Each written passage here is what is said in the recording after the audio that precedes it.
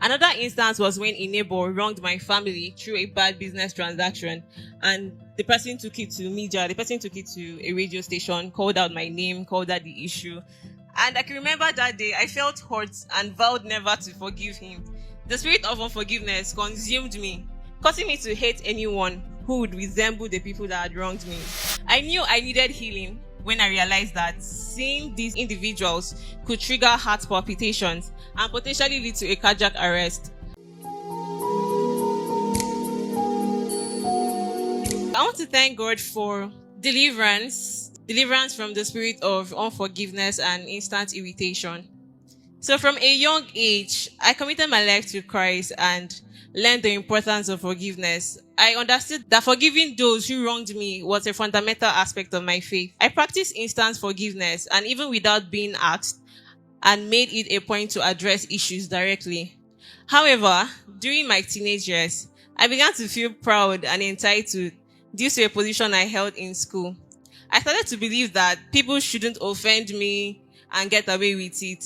I sought revenge through emotional blackmail, gaslighting, and mental manipulations. So I studied psychology and physiology to better understand human behaviors and use it against those who wronged me. This behavior worsened over time, and I found it increasingly difficult to forgive. I became bitter and angry, holding grudges and taking offense easily. A significant event that highlighted my unforgiveness was when I held a grudge against someone who had disciplined me in school. I later realized that their actions were intended to help me learn, but I took offense against the act of discipline. I felt it was cruel. She wasn't being conscious about the words she was using to me, so I felt so bitter.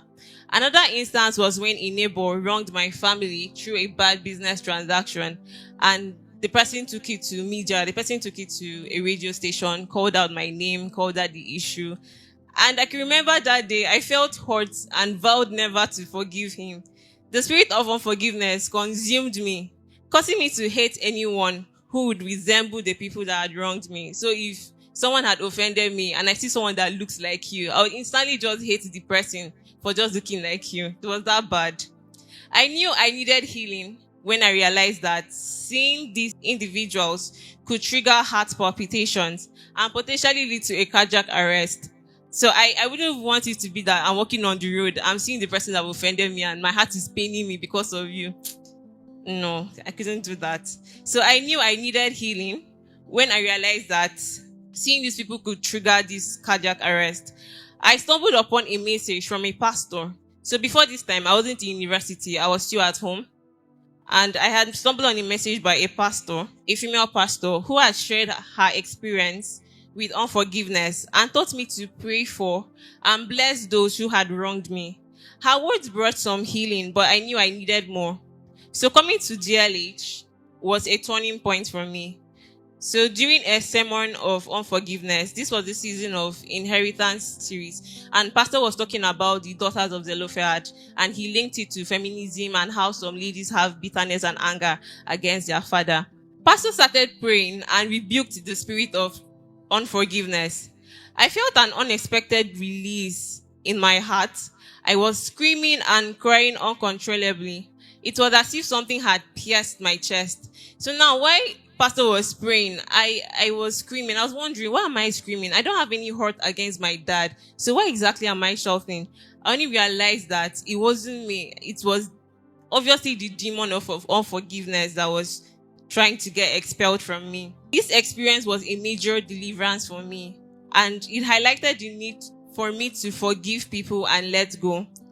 Also, as I sat under the teachings of the word and constantly prayed Psalm 139, so in this house we are being taught to conduct self-deliverance, and it's through Psalm 139 where you lay your hands on yourself and pray to God, ask him to deliver you from every wicked spirit in you.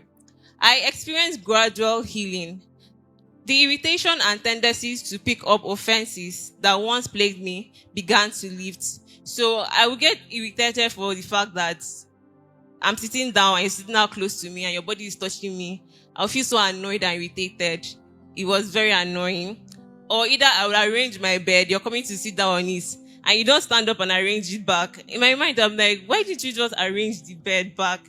Or another instance where if I had kept something properly and you had shifted or tilted the object, I'll feel irritated that you tilted the object. Why didn't you arrange it back? So that was my level of irritation and annoyance with things like that.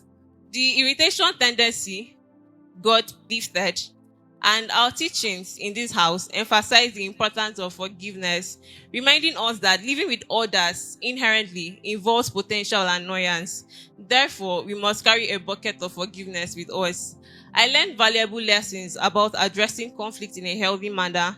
This includes discussing hurts or offenses with the person involved or seeking guidance from a leader, as outlined in Matthew chapter 18. I also learned to approach disagreements with humility, recognizing that I'm not always right and allowing the Holy Spirit to guide me. So there is a trick I had learned from the Holy Spirit, was that if I went into a disagreement or an offense with someone, I won't come to you immediately. Rather, I will first go to the Holy Spirit and talk to him. So by just being in his presence, he has taught me how to receive my comfort first from him before coming back to you, because most likely you might not tell me sorry or you might not apologize for what you did, but just being in the spirit, in the presence of the Holy Spirit, gives me comfort. He highlights my wrong to me and I accept it, and it brings better healing to my heart. When I returned home during the last holiday, I encountered the man who had previously offended me in the past. So before then, my inclinations would be to either snub him or just greet him and pass by. But however, this time, I was compelled to run to him and greet him warmly. I was astonished by the transformation that had taken place in my heart. I mean, it was a strange thing to me, because the person himself, when he saw me, he was shocked that why am I even smiling with him? Why am I even greeting him? That he was expecting me to pass and not say any single word to him. But I'm deeply grateful to God, as I no longer struggle with forgiving people or having these constant irritations. Thanks for watching. For more stories of God's transforming power as well as all the life-changing content, do check out the links in the description. Please do not forget to subscribe, like, turn on your notification bell, and share. God bless you.